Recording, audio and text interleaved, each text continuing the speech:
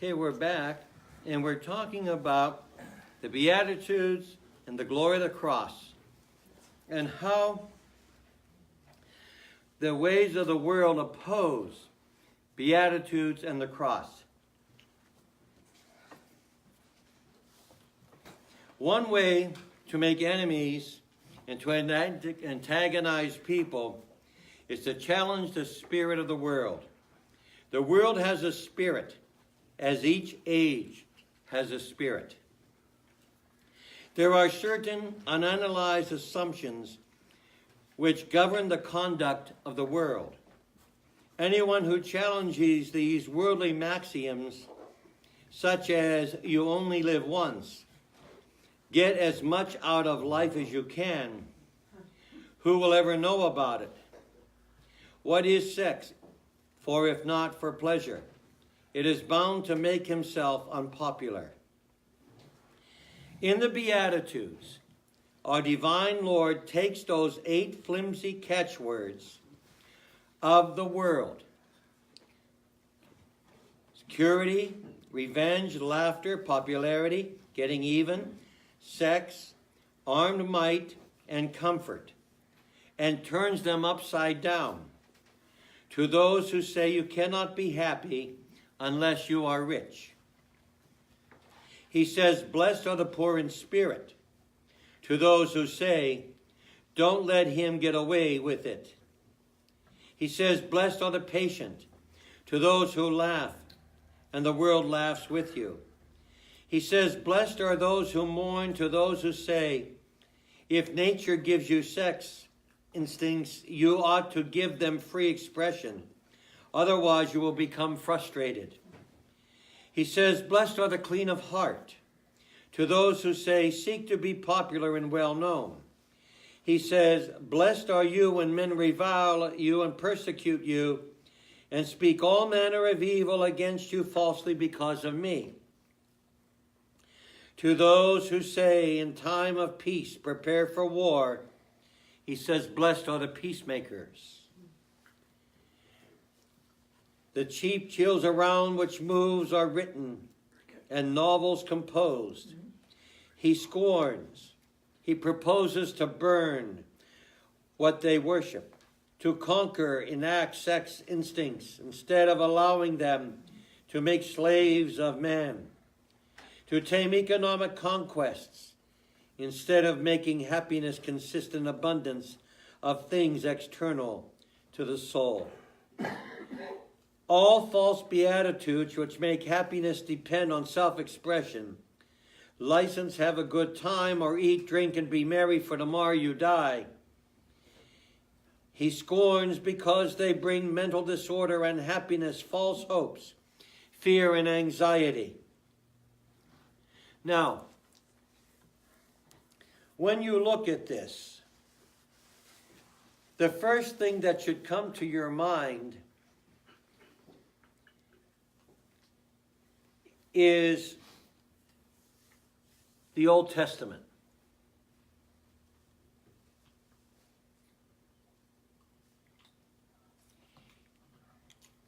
The book of Exodus. Look at what Bishop Sheen here is saying.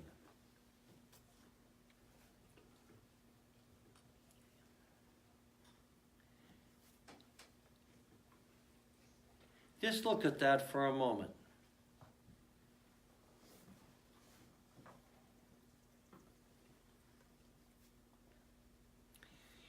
Each one of those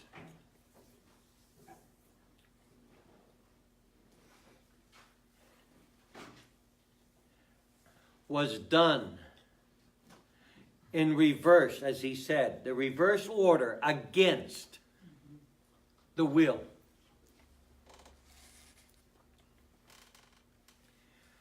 And when it was done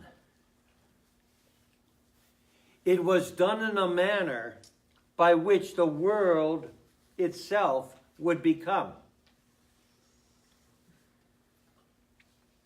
We see it today. We see it all around us. When you look at the book of Exodus, the first thought in your mind should be when Moses came from Sinai with the 10 Commandments and saw the rivalry, disarray, disorder, fighting, factions, sexual licentiousness, war among the tribes. That was the picture of the future. That's what Jesus is saying here with the Beatitudes. Do you get the picture Christ is saying, in other words?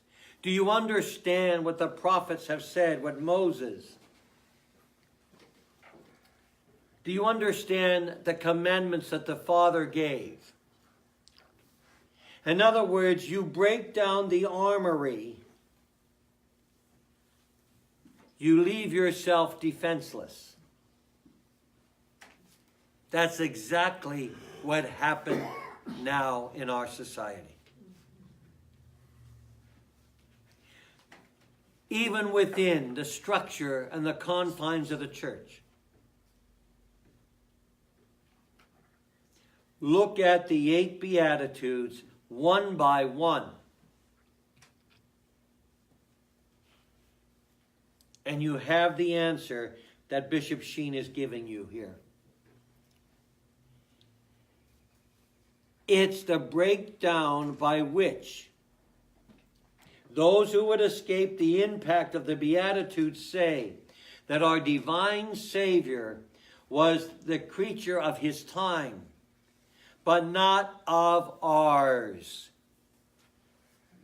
And that therefore his words do not apply to us. He was not a creature of his time, nor of any time, but we are. Mohammed belonged to his time, hence he said a man could have concubines in addition to 4 wives at one time.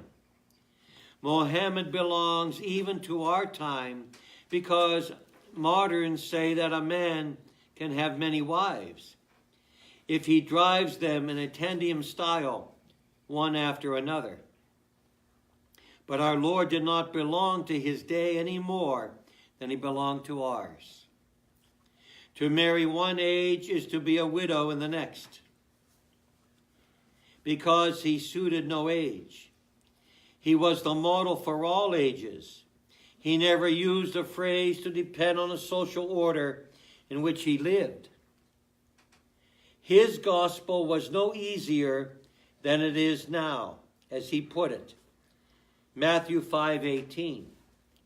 Heaven and earth must disappear sooner than one jot, or flourish should it disappear from the law. It must all be accomplished. See what it says there? Disappear from the law.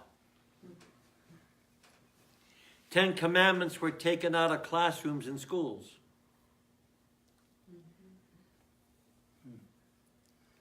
In public buildings.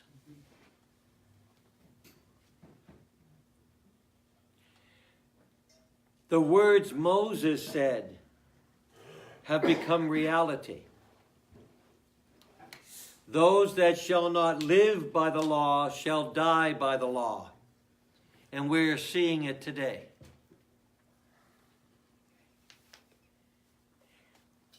We are seeing in marriages, concubines, a breakdown of society and social order within the marriage family. That's the first target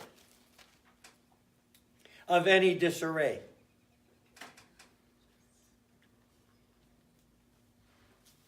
If you remember your history from school, your world history, when the 1917 Russian Revolution occurred, the first thing they attacked was the social order of family, the worker. To break down society, husbands and wives worked. in a society under a communist social order. Children were schooled according to the government standards, put into the military at an early age, and had to serve military duty, both men and girls. You remember that from your world history. When the revolution moved forward,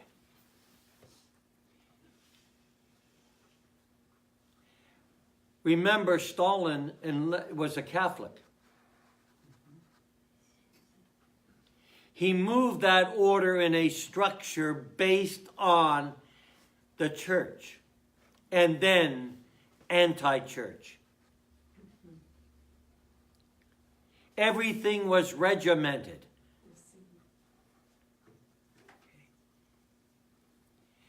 The regimentation of the youth was taught, just like in parochial school.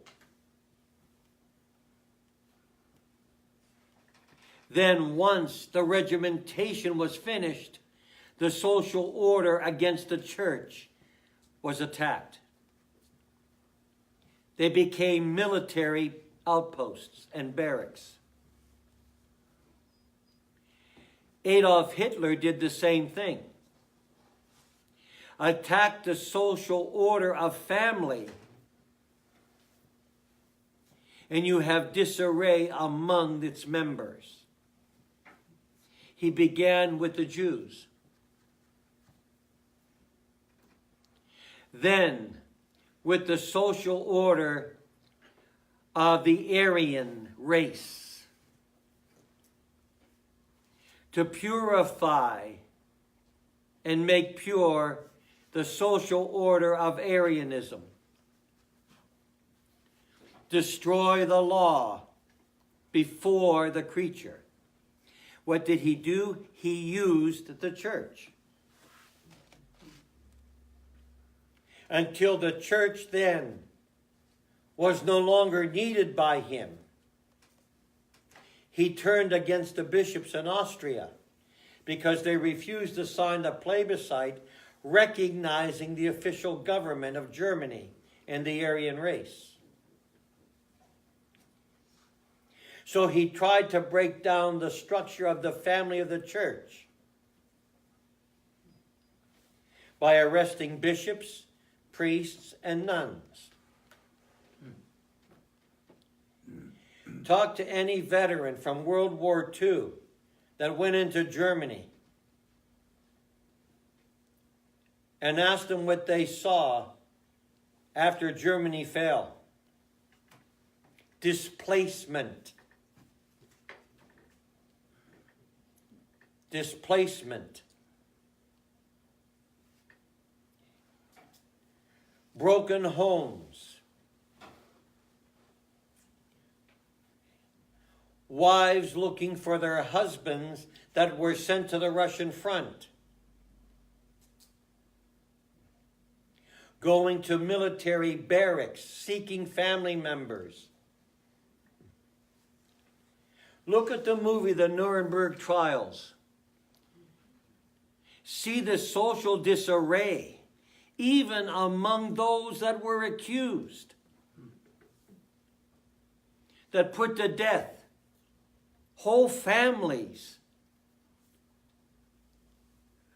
of their own people that worked with the underground, lined them up in the streets and shot them right before their children.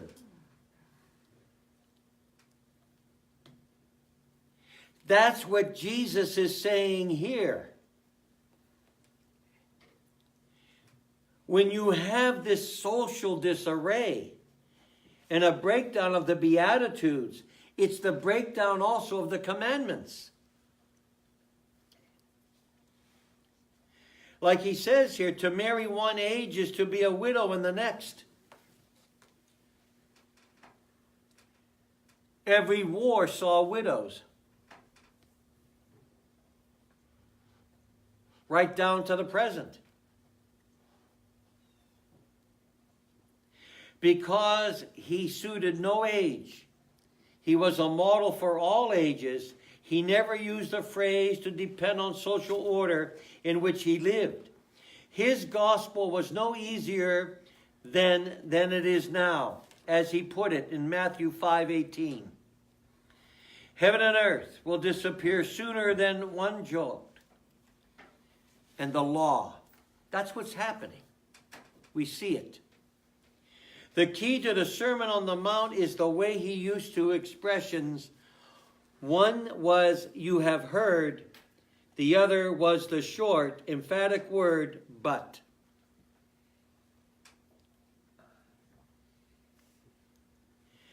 When he said, you have heard, he reached back to what human ears had heard for centuries and still hear from ethical reformers. All those rulers and codes and precepts which are half measures between instinct and reason, between local customs and the highest ideals, when he said, you have heard, and included the Mosaic law.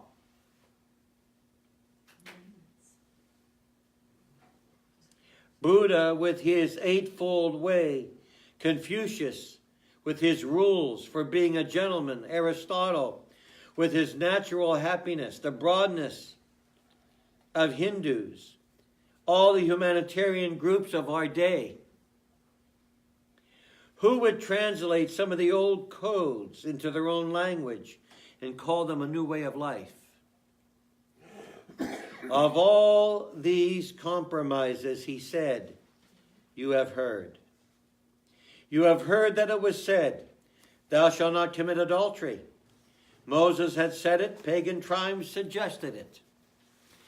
Primitive peoples respected it. Then came the terrible but awful but. But I tell you that he who casts his eye on a woman so as to lust after her has already committed adultery with her in his own heart. Our Lord went into the soul and laid hold of thought and branded even the desire, for sin is sin. If it was wrong to do a certain thing, it was wrong to think about it. He would say, away with you. Keep your hands clean. Keep them pure. He went into the depths of the heart, branded even the intention to sin after sin. That's what our world today has become. It has broken down the barrier of the Beatitudes and the commandments. And it has gone back into the ways of the ancient pagans in fulfilling paganism as the purge against everything. Christ affirmed that when a man married a woman, he married both her body, and her soul. He married the whole person. If he got tired of the body, he must not thrust her body away for another, since he is still responsible for her soul.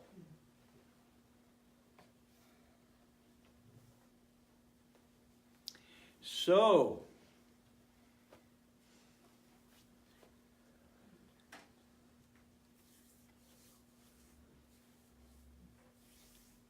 there's a lot of responsibility in divorce and remarriage.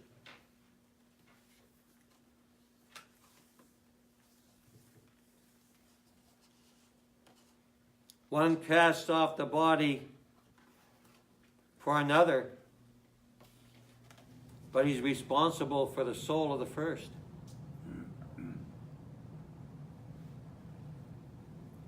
Same with the church.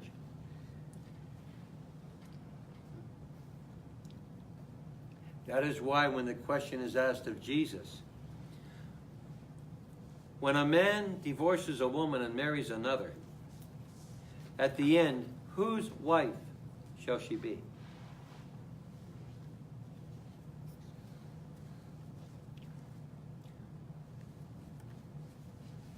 Jesus says, they are not either given in marriage, but it's always the first. You are responsible for that soul, regardless. There's the answer.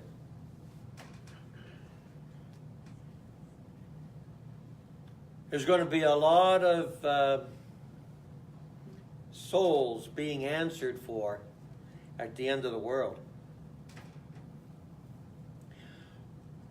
When one gets married, what does one marry? 9 times out of 10 today, one marries the body and not the soul. In 1 year, that body's cast aside. Even Catholic marriages. Unless there's an understanding that the two are united. St. Paul tells us this in the marriage ritual. If one understands the marriage ritual, then one understands the Beatitudes, the commandments, the way of life, body and soul. If you're not familiar with it, go back and read St. Paul's letter to the Ephesians.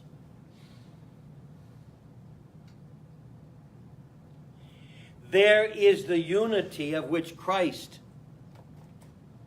is speaking of here. When this is destroyed, all humanity is destroyed, whether we understand it or not. Do we realize that's why? Number 1, our churches are empty. Number 2, there is no faith in the world anymore, in society. Number 3, there is no unity among people.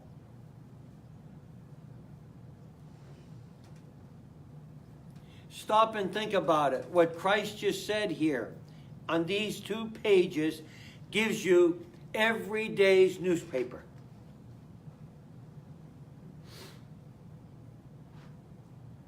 When society breaks down the sanctity of marriage, there goes the social order of society. Look what our society today in this country is saying. It's okay to marry a man. It's okay to a woman to marry a woman.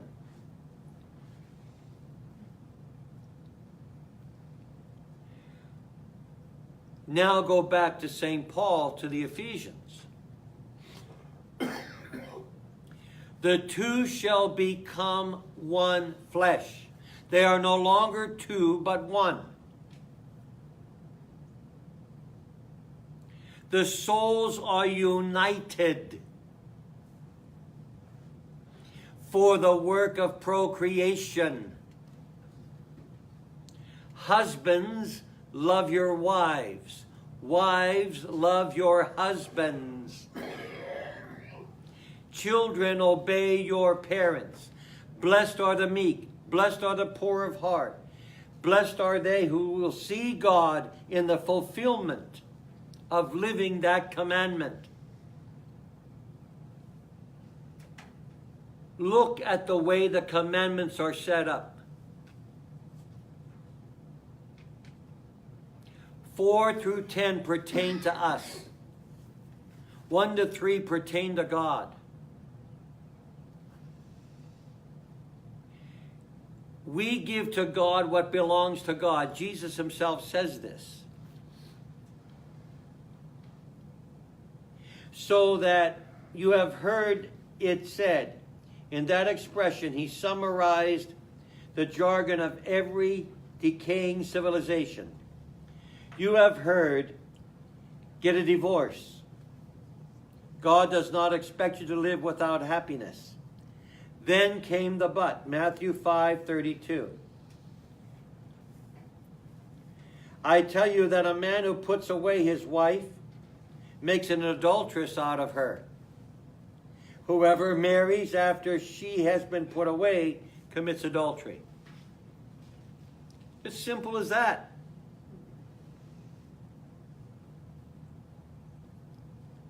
If you love a woman and a woman loves her husband, in the fulfillment of what they understand about one another, then there's no problem. That's what the next paragraph says. What matters if the body is lost? The soul is still there. And that is worth more than the thrill a body can give, more than the universe itself. You take each other for better, for worse, for richer, for poor, in sickness or in health, until death do you part. If that love is there for the soul that unites the body, then a wife or a husband cares for that husband, or a husband cares for his wife in time of sickness. Now you understand why Jesus is saying this. Because this is what Christianity is to be. But Jesus knew that it would not. That it would be challenged and broken. And in every age, society does this. Look at what China does. You're only permitted to have so many girls. If a woman has too many girls, they are killed, aborted.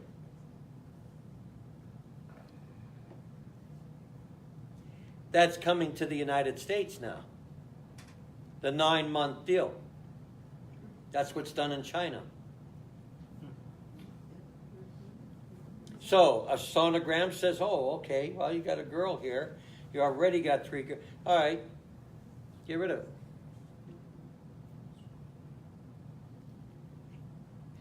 That's the society we're living in. Who do we have to blame? Ourselves. We knew, if we knew our faith, this would have never happened in the 60s if the people knew their faith. They first of all would have challenged the taking out of the commandments in the school, in public schools. There was nothing wrong with it until somebody had the brilliant idea, take it out. Nobody challenged it. That's all right, take it down, it ain't gonna hurt nothing.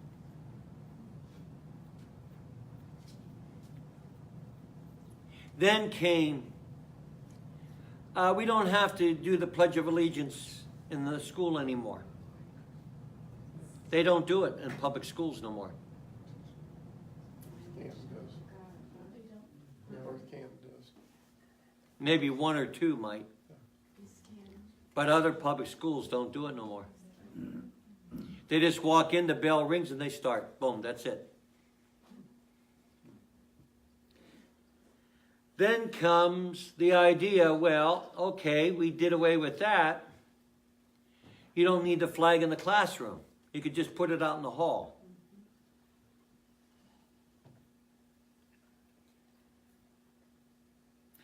Then comes the Hall of Congress.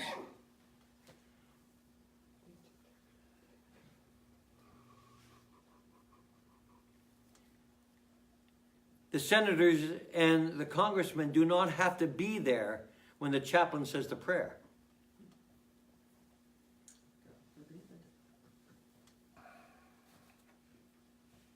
If they don't want to. when the second bell to call for the senators to vote rings, then if they go to vote, they do it.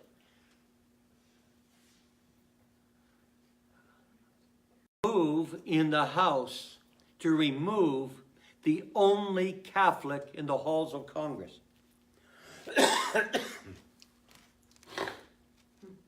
But the president vetoed it. And not many know about it because they don't read or listen to the news. In the 1980s, after the election of President Ronald Reagan, there was a movement to remove the only Roman Catholic in the hall, the Great Hall of the Congress. His statue is as you enter the Great Hall on the right-hand side. Not many people know, not even Catholics know who it is. If I were to ask you in this room who it is, some of you would maybe know, some of you would not.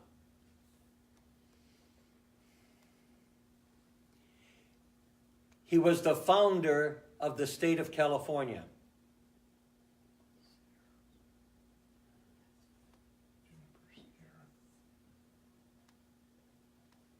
Saint Junipero Serra is the only Catholic priest to stand in the Great Hall of the United States Congress as founder of the state of California. Reagan he vetoed the bill to have that statue removed. He says that statue will remain as a tribute to the people of the state of California. Religion, he said, is a man's choice of belief. And this man, a missionary, brought and founded the great state by which we live and which he was from. Right. Brought not only conversion to the Indians, but brought faith in the establishment of what we now know today as California. Go to the California missions. Read about it. Go online.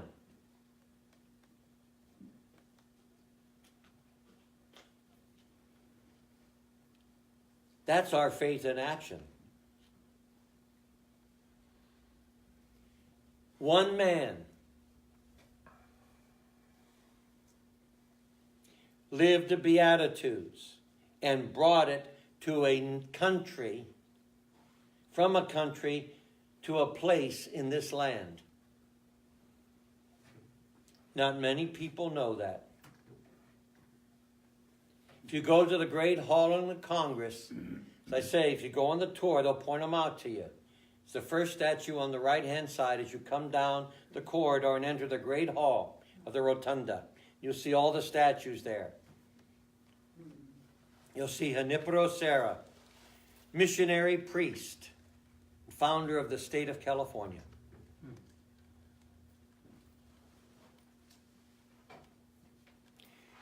The beauty of faith, of which Bishop Sheen is saying here, is no man, no judge, no nation next to Christ laid hold of all those social theories which would say that sin was due to environment, to grade B milk, to insufficient dance halls, not enough spending money. Of them all he said, you have heard, but then came the but. Political corruption. We saw it in the 70s.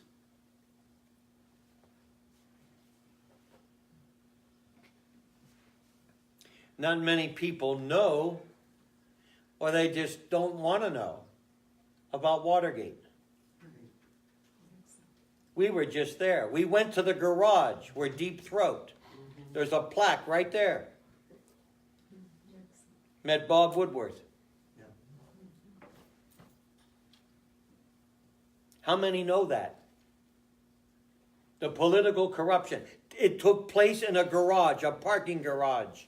Not even in Washington, D.C., but in Virginia. And as you come around the corner of the parking garage, you got to look for the sign.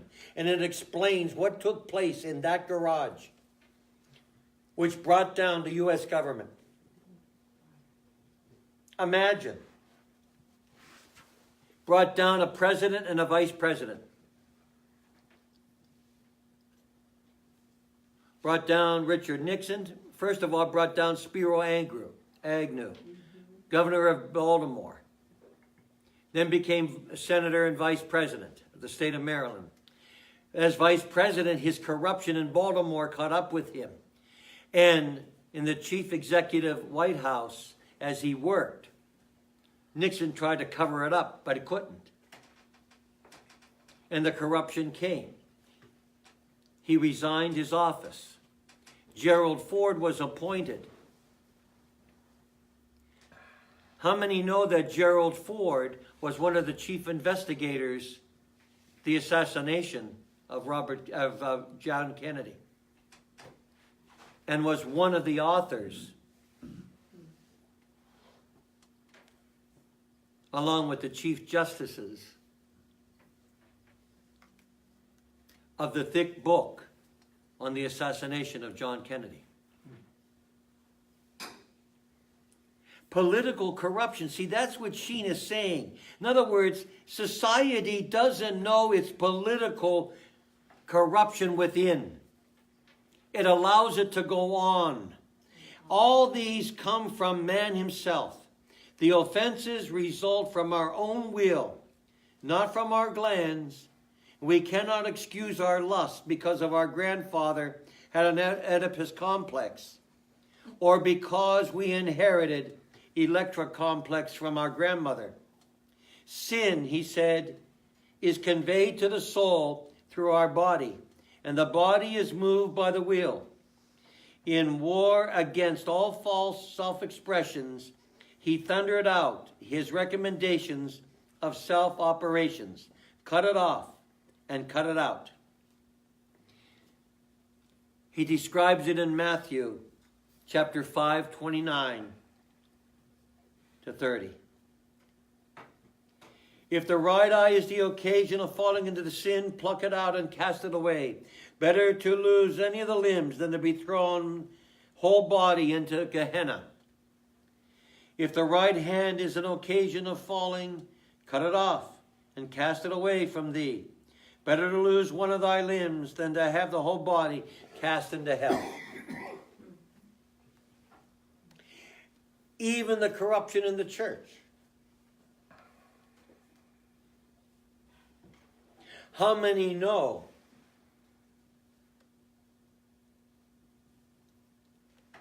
the theory surrounding John Paul I?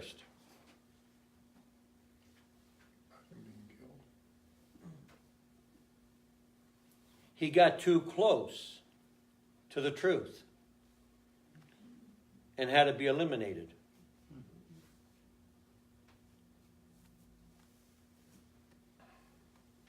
His niece, who was a doctor, his personal physician, said her uncle was in perfect health 29 days before his death when she examined him.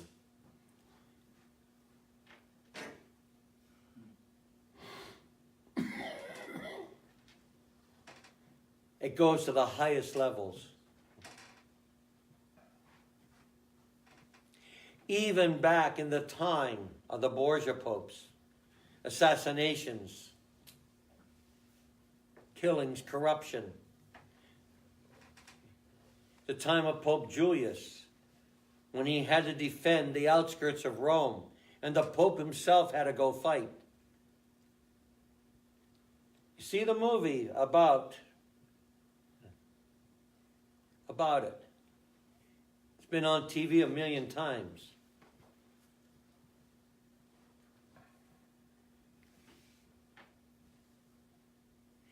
Corruption, as Jesus is saying, it's the body that corrupts the soul through sin. That's what Jesus is pointing out here. This section of this book of the life of Christ that we are now looking at will not only bring theories of self into play,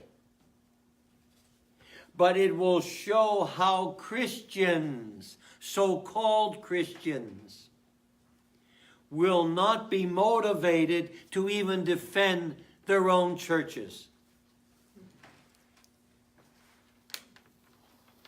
They could care less in this country.